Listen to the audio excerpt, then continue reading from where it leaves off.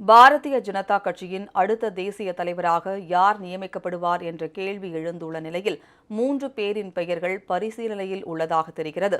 பெரும்பாலான மாநிலங்களில் பாஜக அமைப்பு தேர்தல்கள் முடிந்துவிட்டன. இதனையடுத்து புதிய தேசிய தலைவரை தேர்வு செய்யும் பணிகள் தொடங்க இருக்கின்றன. பாஜக தேசிய தலைவர் போட்டியில் 3 பேரின் பெயர்கள் அடிபடத் தொடங்கியுள்ளன. ஒடிசாவை சேர்ந்த நடுவண் அமைச்சர் தர்மேந்திர பிரதான் கட்சியின் தலைவர் பதவிக்கான போட்டியில் முக்கிய போட்டியாளராக இருக்கிறார்.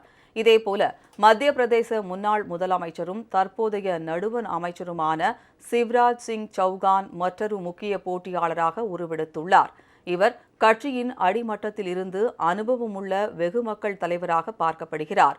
ஹரியானா முதலமைச்சராக இருந்து தற்போது நடுவண் அமைச்சராகியுள்ள மனோகர் லால் கட்டாரும் தேசிய தலைவர் பந்தயத்தில் உள்ளார்.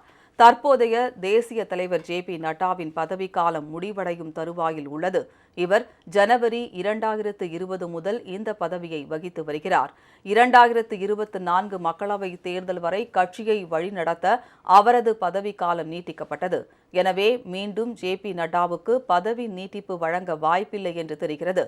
தேசிய தலைவர் தேர்தல் செயல்முறையை மேற்கொள்ள தேர்தல் குழு அமைக்கப்படும் என்றும் தகவல் வெளியாகியுள்ளது.